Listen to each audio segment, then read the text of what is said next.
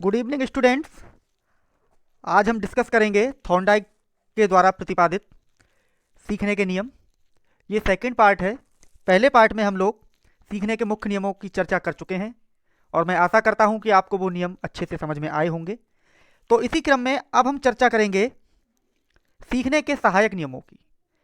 किनकी सहायक नियमों की हम चर्चा करेंगे? ये सहायक नियम इसलिए कहा जाता है इन्हें क्योंकि ये जो हैं उन तीन नियमों के अपेक्षा थोड़े से कम महत्वपूर्ण है। लेकिन इसका मतलब ये नहीं है कि ये इनका कोई यूज नहीं है, इनको हम यूज नहीं करेंगे, इनका भी यूज होता है। ठीक है, तो देखते हैं कि वो कौन कौन से नियम हैं। पहला नियम है हमारा बहु अनुक्रिया का नियम। देखिए, अनुक्रिया तो आपको पता ही है, बहु का मतलब ज्यादा अनुक्रियाएं। तो एक नियम, ये जो पहला नियम है बहु अनुक्रिया का नियम, यह नियम बताता है कि किसी भी सीखने की परिस्थिति में व्यक्ति अनेक अनुक्रिया करता है। मान लीजिए जैसे कि आपने बिल्ली को ही देखा, थॉर्नडाइक महोदय की जो बिल्ली थी उसने क्या किया, दरवाजे को खोलने के लिए, खाने को प्राप्त करने के लिए कितनी सारी अनुक्रियाएं की, कूदी, झपटी, उसने पिंजड़े को काटा। ठीक है, बहुत सारी अनुक्रियाएं की और एक अनुक्रिया धोखे में क्या हो गई कि उसका चटकनी पैर पड़ गया तो उसका दरवाजा खुल गया। तो किसी भी कार्य को सीखने के लिए व्यक्ति क्या करता है, बहुत सारी अनुक्रियाएं करता है। इसमें कुछ अनुक्रिया जो लक्ष्य की प्राप्ति में सहायक नहीं होती उन्हें व्यक्ति भूल जाता है, और जिन अनुक्रियाओं को करने से हमें लक्ष्य ना मिले, फायदा ना मिले, बेनिफिट ना मिले, संतोष ना मिले, तो हम उन अनुक्रियाओं को भूल जाते हैं, अर्थात हम उन्हें नहीं दोहराते हैं। वह अनुक्रिया जो लक्ष्य की प्राप्ति में सहायक होती है उससे वह सीख लेता है। तो अब क्या है कि जिस अनुक्रिया के करने से व्यक्ति को सेटिस्फेक्शन मिलता है या लक्ष्य की प्राप्ति हो जाती है, उसे बेनिफिट मिलता है, तो वो उस चीज को करेगा, और जिससे नहीं मिलेगा उसको वो नहीं करेगा। ठीक है, ये इसका नियम हो गया बहु अनुक्रिया का। अगर हम देखें तो अगर इसका हम एजुकेशनल इंप्लीमेंट देखें, शैक्षिक रूप से इसकी उपयोगिता क्या है, तो आप ये देखिए, छात्रों को, मैं बता रहा हूं, छात्रों को कक्षा में किसी चीज को स्वयं करके सीखने के लिए प्रेरित करना चाहिए। क्या करना चाहिए? स्वयं करके, लर्निंग बाय डूइंग। ठीक है, लर्निंग बाय डूइंग। ठीक है, जब बच्चा स्वयं चीजों को करके क्या करेगा, सीखेगा, तो इसमें क्या करेगा बच्चा, बहुत सारी भिन्न भिन्न वेरियस टाइप की क्या करेगा, अनुक्रियाएं करेगा, बहुत सारे रिस्पॉन्स वो वहां पर देगा। ठीक है, बहुत सारे रिस्पॉन्स जब वो देगा तो उनमें से जो रिस्पॉन्स होंगे कैसे होंगे, वो सारे अलग अलग तरीके के होंगे। ठीक है, इन अनुभूतियों से उसे सीखने में विशेष मदद मिलेगी। तो अब उसने एक साथ कई सारी अनुक्रियाएं की, तो उस अनुक्रिया में हो सकता है कि कोई एक अनुक्रिया आगे चलकर उसके काम में आ जाए। ठीक है, तो बहुत सारे वो रिस्पॉन्स यहाँ पर देगा। ये इसका एजुकेशनल इंप्लीमेंट है। नेक्स्ट है हमारा मानसिक वृत्ति या मनोवृत्ति का नियम। मानसिक वृत्ति या मनोवृत्ति क्या है? हमारा जो माइंड सेट होता है, क्या होता है, माइंड सेट। ठीक है, मानसिक स्थिति हम आप समझ सकते हैं सीधे सीधे, उसी की तरफ इशारा करता है ये हमारा नियम। ये नियम बताता है कि शिक्षण की प्रक्रिया बहुत हद तक व्यक्ति की मानसिक वृत्ति या मनोवृत्ति पर निर्भर करती है। क्यों? क्योंकि मानसिक वृत्ति से तात्पर्य किसी कार्य को करने की तत्परता से होता है। जब हमारा माइंड सेट होता है, हमने माइंड सेट कर लिया कि कल हम साइकिल चलाना सीखेंगे। ठीक है, जब हमने माइंड सेट कर लिया हम चीज़ को करने के लिए तत्पर हैं, तो हम उसको सीखने की कोशिश करेंगे, भले ही हमारे चोट लगे या कुछ भी हो। ठीक है, मानसिक वृत्ति एवं मनोवृत्ति सिर्फ यही नहीं पता चलता है कि व्यक्ति क्या करेगा, बल्कि यह भी पता चलता है कि भाई किस चीज़ से संतुष्ट होगा, किस चीज़ से संतुष्ट नहीं होगा। ठीक है, तो मेंटल सेट जो है बच्चे का, वो ये भी बताता है कि बच्चा क्या करेगा, उसके साथ साथ ये भी बता देता है कि किस कार्य को करने से उसे सेटिस्फेक्शन मिलेगा और किस कार्य को करने से सेटिस्फेक्शन नहीं मिलेगा। ठीक है, अगर अब हम इसकी एजुकेशनल इंप्लीमेंट की बात करें तो आप समझ लीजिएगा इसका एजुकेशनल इंप्लीमेंट क्या होना चाहिए कि शिक्षक को चाहिए कि वे कक्षा के वातावरण को इस लायक बनाकर रखे कि कक्षा का वातावरण इस तरीके का हो, इस तरीके का बना दे शिक्षक कि क्या हो, जो बच्चे का माइंड सेट है, ठीक है, वो पॉजिटिव वे में हो। कैसा हो? पॉजिटिव वे में होना चाहिए, क्योंकि अगर पॉजिटिव वे में उसका माइंड सेट होगा, ठीक है, तो बिना किसी तनाव के बच्चे को शिक्षण कार्य क्या करेगा, उसमें वो रुचि लेने लगेगा। हमें उसका माइंड सेट करना है पहले क्लास में जाके। ठीक है, पहले हमें उसका इंटरेस्ट पैदा कर देना है। जब इंटरेस्ट पैदा करेंगे तो उसका माइंड सेट हो जाएगा कि सर जो पढ़ाएंगे आज वो बहुत ही इंटरेस्टिंग होने वाला है, बहुत ही हमारे लिए बेनिफिशियल होने वाला है। ठीक है, तो बच्चे का माइंड सेट करना भी किसका काम है? एक टीचर का काम रहेगा। नेक्स्ट है तत्व प्रबलता का नियम। ठीक है, तत्व प्रबलता का नियम क्या कहता है? इस नियम के अनुसार किसी भी सीखने की परिस्थिति में सुसंगत तथा असुसंगत दोनों ही तरह के तत्व होते हैं। सुसंगत मतलब रिलीवेंट। ठीक है, रिलीवेंट कहते हैं सुसंगत को। ठीक है, सुसंगत मीन्स रिलीवेंट होते हैं और असंगत मीन्स इररिलीवेंट। ठीक है, क्या हो गया? इररिलीवेंट, दोनों ही चीजें हो गई इसमें। ठीक है, तो जो चीजें सुसंगत होंगी और जो चीजें असुसंगत होंगी, दोनों ही प्रकार के इसमें तत्व मिलेंगे, और इन दोनों की सार्थकता और प्रबलता, ठीक है, इन दोनों की सार्थकता अपने अपनी जगह पर अलग अलग होगी।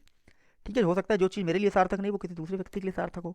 ठीक है, तो इसमें क्या होता है, व्यक्ति सुसंगत तत्वों को अलग कर लेता है, जो रिलीवेंट एलिमेंट होंगे उन्हें वो अलग कर लेगा, क्योंकि उसे पता है कि इन रिलीवेंट तत्वों से ही उसे फायदा मिलेगा। क्यों? क्योंकि ये जो रिलीवेंट तत्व होंगे इनकी सार्थकता कैसी होगी, अधिक होगी। क्या होगी? अधिक होगी। ठीक है, इनकी साइलेंसी ज्यादा होगी। ठीक है, तो उनको अलग कर लेगा और वो सीखने की प्रक्रिया में आगे बढ़ जाएगा। अब अगर हम इसका एजुकेशनल इंप्लीमेंट देखें तो क्या होना चाहिए कि जो शिक्षक है, अगर कोई शिक्षक अध्यापन करने जा रहा है तो उससे पहले उसे क्या करना चाहिए, अपने सब्जेक्ट को इस तरीके से मॉडिफाई करना चाहिए, सुसज्जित कर लेना चाहिए, जिससे क्या हो कि उससे संबंधित जो भी चीज़ें हो, बच्चों को अधिक महत्वपूर्ण तथ्य जो हो वो पहले भी बताए। अगर कोई टीचर पढ़ाने जा रहा है तो उसे ये करना चाहिए कि जो भी टॉपिक कंटेंट पढ़ाएगा उसको इस तरीके से मॉडिफाई करे कि जो उसके मेन इंपॉर्टेंट पॉइंट्स हैं वो उन्हें पहले बताए। ठीक है, फिर कंपैरेटिवली तुलनात्मक रूप से जो उससे कम महत्वपूर्ण चीज़ें हैं उसको उसे बाद में बताना चाहिए। मतलब कहने का पहले इंपॉर्टेंट पॉइंट, जो आपके मोस्ट इंपॉर्टेंट पॉइंट होंगे, ठीक है ना, जो मोस्ट इंपॉर्टेंट पॉइंट होंगे पहले वो बताने हैं, उसके बाद जो कम इंपॉर्टेंट हैं वो बताने हैं।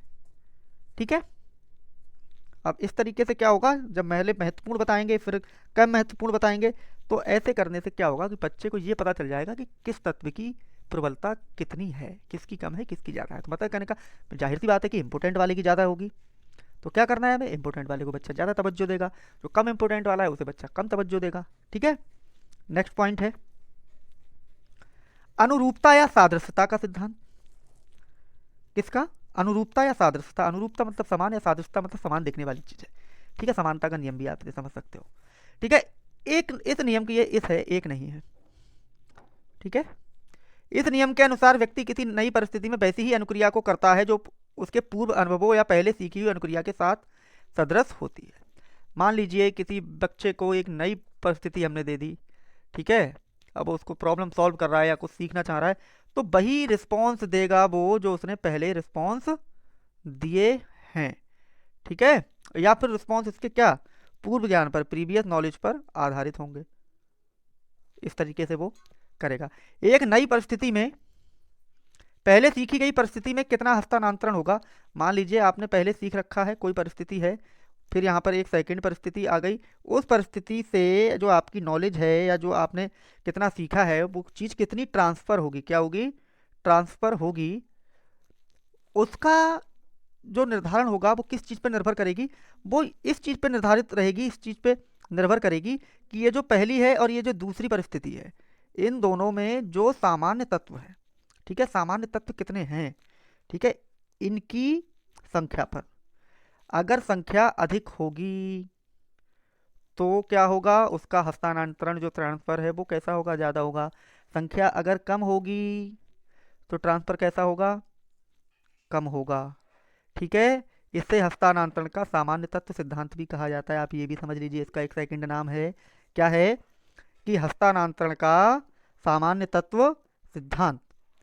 ठीक है, अब इसमें हम क्या कर सकते हैं सादृश्यता के सिद्धांत के लिए, जैसे मान लीजिए वर्तमान की किसी घटनाओं के लिए जो है कोई शिक्षक पढ़ा रहा है, ठीक है, वर्तमान की घटनाएं या वर्तमान की परिस्थितियां या ज्वलंत समस्याएं, तो शिक्षक को ये नहीं करना चाहिए तुरंत वर्तमान पे आ जाए, उससे स्टोरी टेलिंग मेथड के जरिए क्या करना चाहिए, ऐतिहासिक चीज़ों को जो है आज के परिदृश्य से जोड़ते हुए टॉपिक को उसे पढ़ाना चाहिए, जिससे क्या होगा, वर्तमान की घटना को बच्चा क्या होगा, ऐतिहासिक परिदृश्य से भी सीख लेगा।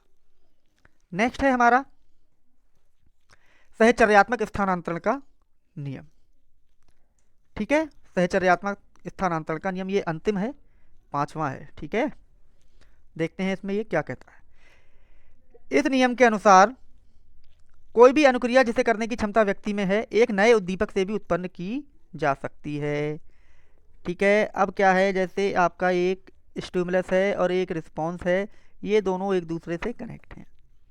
ठीक है, नियम कहता है अगर व्यक्ति के अंदर क्षमता है तो हम इस वाले उद्दीपक को हटाकर इसकी जगह कोई एक नया उद्दीपक मतलब new stimulus, NS mean new stimulus रख सकते हैं और न्यू स्टिमुलस से हम वही वाली अनुक्रिया करा सकते हैं। जैसे बिल्ली के लिए उद्दीपक क्या था, मछली का टुकड़ा था। ठीक है, जरूरी नहीं है कि हम अगली बार मछली का टुकड़ा ही रखें, दूध भी रख सकते हैं प्याली में। ठीक है, या खाने की और भी कोई चीज़ हम उसमें रख सकते हैं। ठीक है, अनुक्रिया हमें क्या कराना है, हमें दरवाज़ा खुलवाने से मतलब है उसमें उसमें हम दरवाज़ा खुलवाएंगे, किससे, कुछ और भी रख सकते हैं उसमें खाने पीने की अन्य चीज़ें। ठीक है, तो उसके साथ क्या होगा, तो यदि एक ही अनुक्रिया को लगातार एक ही परिस्थिति में कुछ परिवर्तनों के बीच उत्पन्न किया जाता है तो अंत में वह क्रिया एक बिल्कुल ही नए उद्दीपक के साथ उत्पन्न हो जाती है। पहले वही मछली थी, फिश थी, अब फिश की जगह हम मिल्क रख सकते हैं। ठीक है, और बार बार जब हम इसे रिपीट कराएंगे बार बार बार बार, तो फिर ये मिल्क के साथ रिस्पॉन्स अटैच हो जाएगा इसका, मिल्क का। ठीक है, जो मिल्क वाला जो स्टिमुलस होगा और ये वाला जो रिस्पॉन्स होगा इसके साथ में ये जुड़ जाएगा। ठीक है, बॉन्ड बन जाएगा इसमें। ठीक है, इसके बाद में इसे क्लासिकल अनुबंधन कहा गया। बाद में इसी चीज को क्लासिकी अनुबंधन कहा गया है, जिसको कि हम कल पढ़ेंगे। ठीक है, कल पढ़ेंगे। तो कैसा लगा आज का वीडियो, आप अपने कमेंट्स के माध्यम से और सब्सक्रिप्शन के माध्यम से बताए रखें। और आजकल लाइक्स भी कम है और व्यूज़ भी कम हो गए हैं पहले से, क्योंकि मैं देख रहा हूँ कि पिछली वाली जो लास्ट वीडियो का पहला पार्ट है उसमें व्यूज़ कम है। या तो आप देख नहीं रहे हैं या फिर आपका इंटरेस्ट नहीं है। ठीक है, तो आप अपना इंटरेस्ट बनाए रखिए, हम सभी आपके लिए मेहनत कर रहे हैं। Thank you class.